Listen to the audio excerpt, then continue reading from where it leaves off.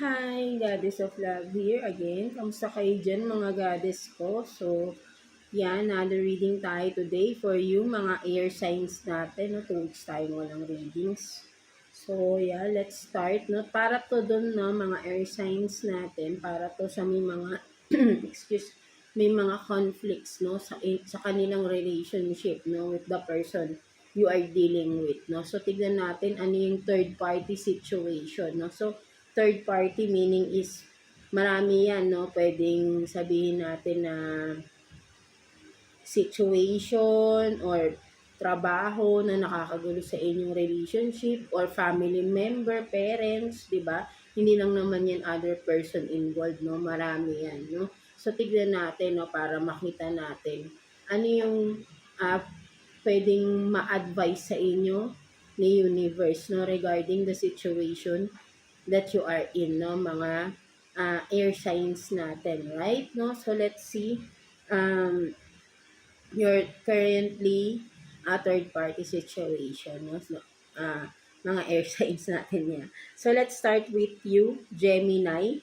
So kamusta kayo dyan mga Gemini natin, no? So tignan natin, no, situation ninyo ng person on your mind, no? Person the one that you are dealing with, no? With conflicts, no? Third party, tignan natin ano yung sitwasyon ninyo ngayon, Gemini.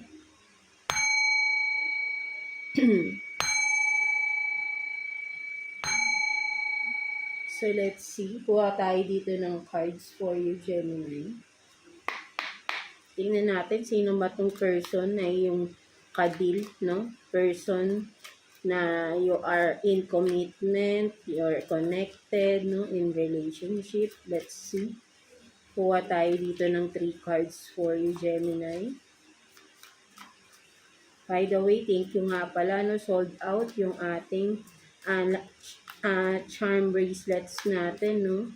So, naubos na siya, no. So, maraming salamat sa mga nag-avail po dyan, no. So, let's see. Thank you so much for trusting sa atin, Goddess of Love, no. So, tingnan natin. For Gemini, the person you are dealing with, let's see. So you have this nicely dressed. So maybe for some of you Gemini, no, you are dealing with a person na sabihin natin na professional or working with ano, 'di ba? Wearing suit and tie, no? Something na yung trabaho niya ganon, marami yan, pwedeng agent, 'di ba? Pwede rin corporate world, nasa corporate world siya, no? Someone na decente yung kanyang work, pwede rin. Kung ano man, no? Basta nasa formal attire siya palagi, no, sa kanyang work, no? Yeah. Or maybe sabihin din natin for some of you, this person is okay naman siya magdamit, no? Malinis, no? Presentable, no? For some of you, no? The one you are dealing with, no? So let's see what else for Gemini. So you have this tribal, no? So maybe for some of you, you are dealing with a person din, Gemini, na may mga sariling paniniwala with the tribal, no? Ang nakikita ko kasi rito, siya pwedeng sabihin natin conservative, no? Kasi ang tribal, 'di ba? Kumbaga parang nakikita natin 'to ang nakikita ko rito yung may mga paniniwala siya na parang sabihin natin paniniwala pa ng mga lolo't lola natin. So may ganun siya, no? Something like that, no? So kung sino man itong kadil ninyo, no, mga Gemini natin, no? Or pwedeng vice versa yan, lagi naman yan, no? Basta kung sino yung person na kakonect nyo, no, palaging vice versa ang ating mga energies, no? And then tattoo, no? So merong tattoo, no? So this person has tattoos, no, sa kanyang katawan, braso, something like that, no? So yeah, the one you are dealing with, no, mga Gemini natin. So let's see, kuha na tayo ng additional messages no? Ano ba yung nagiging conflict or nagiging sanhi ng third party situation, no, sa inyo ng person you are dealing with, no, mga Gemini natin. So let's see, kuha tayo dito ng 3 cards for you, Gemini.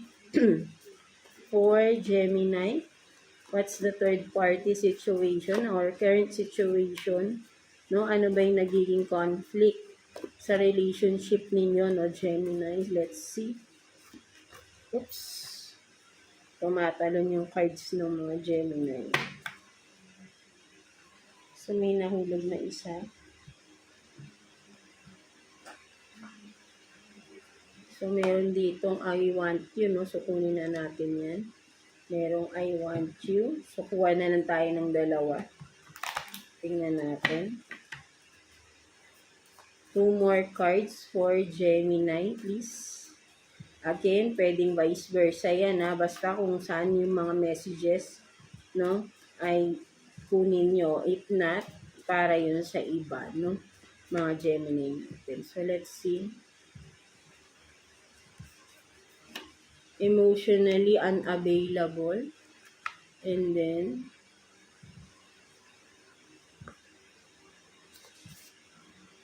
you're my happiness, no? I'm yours forever.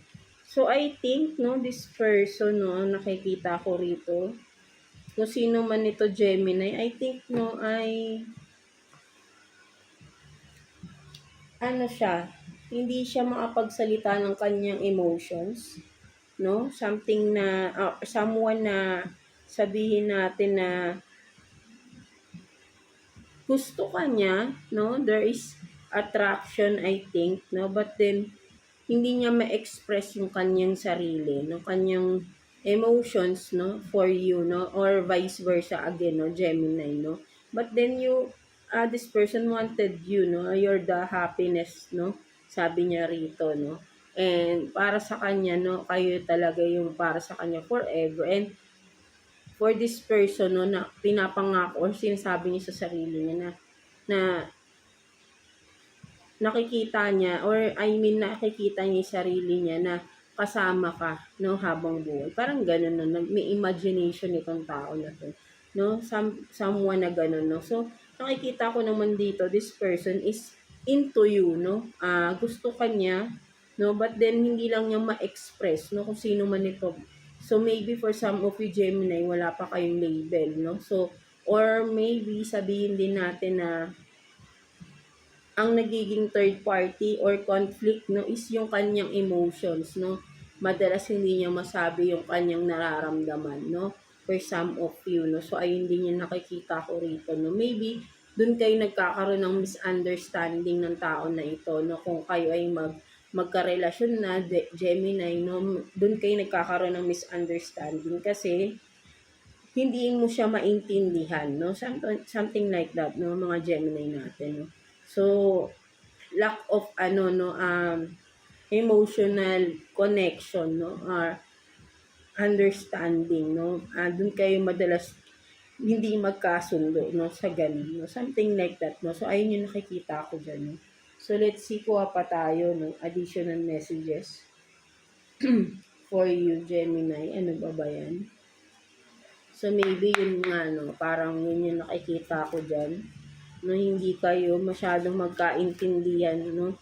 Madalas nagkakaroon kayo ng conflict, no, kasi minsan sabihin natin na may mga bagay siyang gustong sabihin sa'yo pero hindi niya masabi. Tapos ikaw, nag-overthink ka na dahil iba yung kinikilos niya pero alam mo deep inside may gusto siyang iparating pero hindi niya masabi-sabi, no. Parang ikaw nanguhula ka or I mean may alam ka, nararamdaman mo, meron something, but then, etong person na to, no, the one you are dealing with, is, yun nga, no, hindi niya masabi yung totoong aning nasa loob niya, no. That's why parang ikaw naiinis ka because you want this person to be vocal, no, something like that, no. So, parang yun yung lack, no, sa inyong commitment, no, sa inyong connection, I mean, no, ay hindi kayo nagkakaroon ng sabi nating maayos na conversation, no? Something like that, no? But then this person is really like you, no? something like that, no? So, maybe yung kanyang emotion lang, no? Or maybe sabihin din natin, with emotionally unavailable, no? Pwede rin ito is this person is hindi niya naiintindihan yung nararamdaman mo. Right? No, kung halimbawa may mga concerns ka, no? Sabihin natin parang matigas, no? Yung something na sabihin natin na hindi niya naiintindihan ano yung nararamdaman mo. Or yung bang, paano ba sabihin ito in ano, yung wala siyang pakialam kung ano yung nararamdaman mo, no? Pwede rin ganun, no? Something like that, no? So, kung sino man sa inyo, Gemini, no? Meron din dito na person na walang pakialam sa nararamdaman ng isa, no? Something like that, no? Yun din yung nakikita ko rito. That's why, nasasaktan naman yung isa dahil feeling niya hindi siya mahalaga dun sa tao dahil kumaga, at least, kasi ang isang tao din na walang emotional intelligence or mababa ang kanyang emotion, no? Ay madalas nakakasakit ng kapwa yan. Kasi hindi niya naiintindihan ano yung nararamdaman ng wala siyang compassion, no? Ganun, no? Something like that, no? So, ay hindi niyo nakikita ko rito, no? For some of you, Gemini, no? So, let's see additional messages. Kuha pa tayo ng 3 cards for you, Gemini. Let's see. For Gemini, please. Tingnan natin. For Gemini.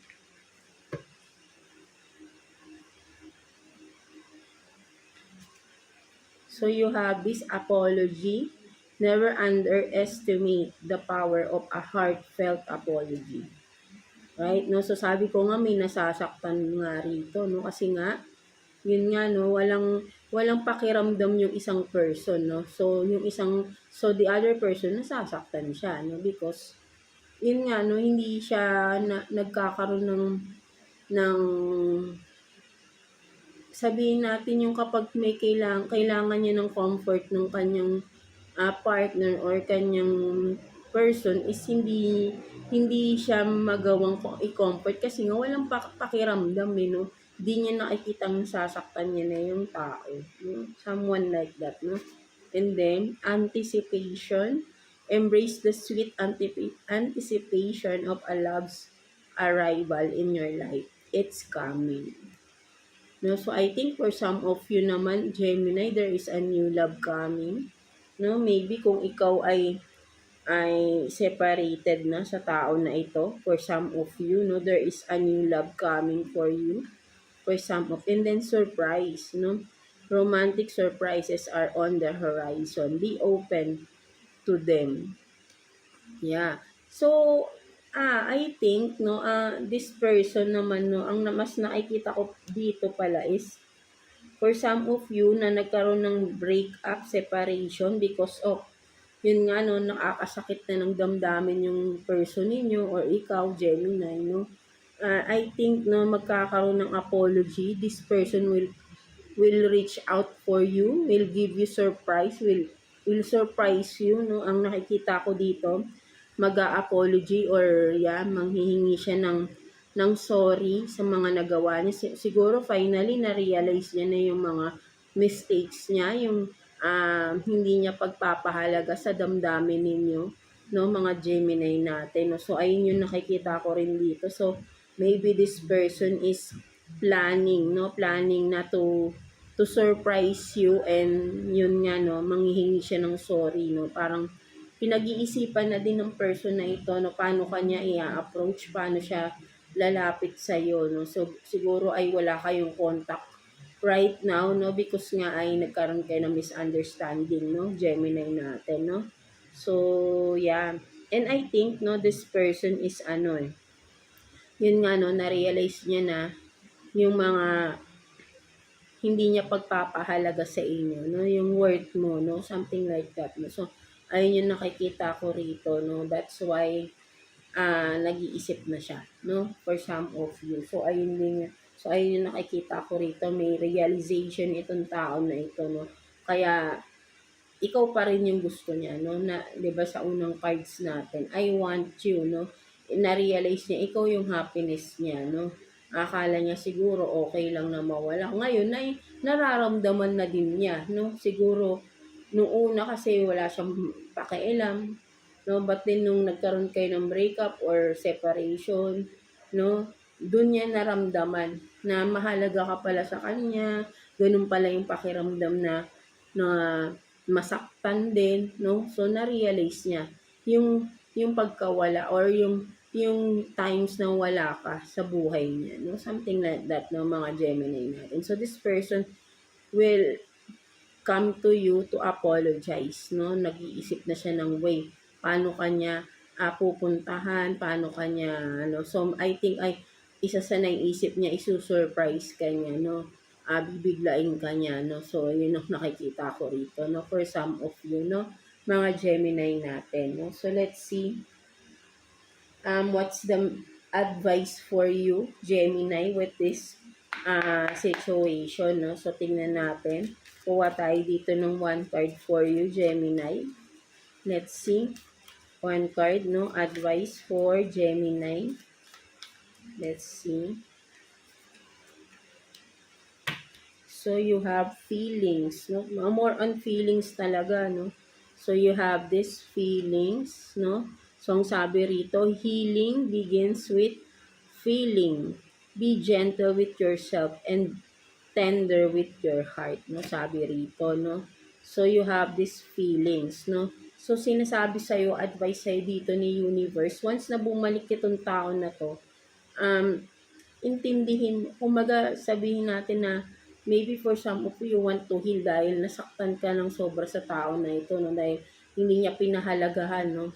Yung nararamdaman mo. Feelings nga, no? So, more on feelings, no? More on emotional talaga damage yung ginawa ng person na ito, no? Masyado ang nasaktan emotionally, no? So, for some of you, ang nakikita ko rito, maybe ay kung babalik man ito, no, dapat healed ka na rin, no? Before ka mag-go again sa tao na ito, no? Kasi nga, sabihin natin na pwedeng, kasi nga, di ba,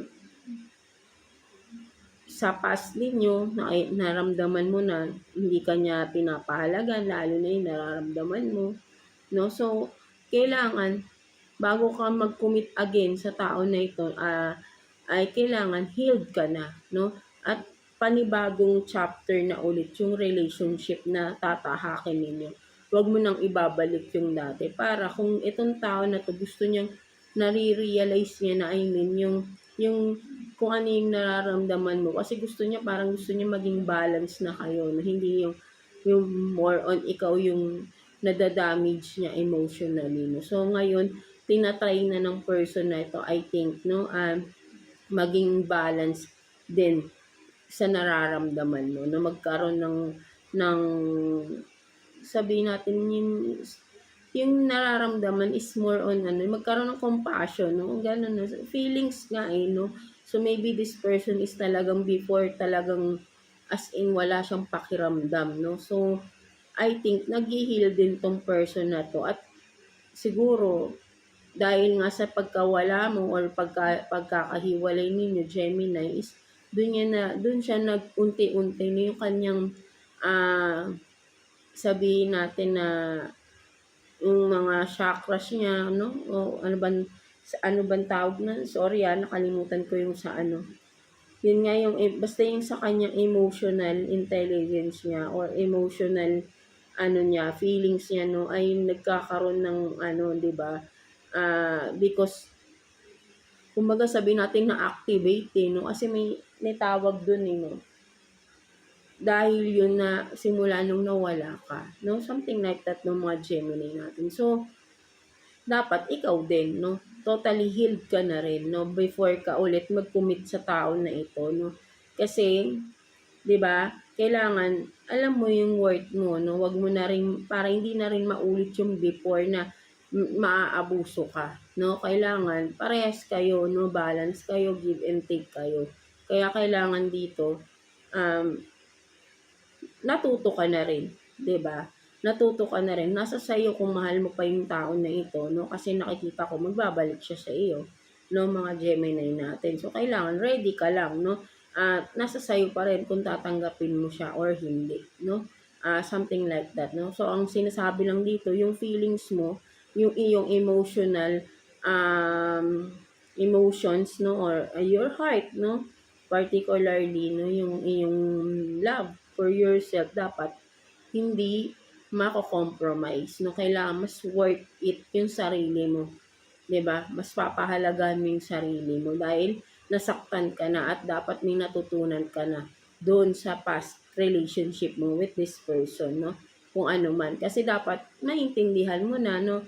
At makikita mo, bago ka pumasok ulit kung gusto mo pa rin siya, makita mo kung talagang may pagbabago rin sa kanya, no? Baka maulit lang or wala namang masama kung mag-risk ka ulit and then malalaman mo naman din again, no, na kung nagbago ba siya, no? But then, kailangan alam mo na yung dapat mong gagawin. Once na parang mauulit-ulit, no? At kapag nakita mong mauulit-ulit din, kailangan mag-stop ka na because you gave another chance but then yun nga, ganun pa rin pala siya. So, parang hindi ka talaga masasaktan totally, no? Alam mo na kung ano yung boundaries mo, no? Something like that, no? Mga Gemini natin, no? So, yeah, that's it for you, mga Gemini natin, no? I hope na naka-resonate kayo sa reading ninyo today. So, yeah, God bless you all and thank you for watching, Gemini.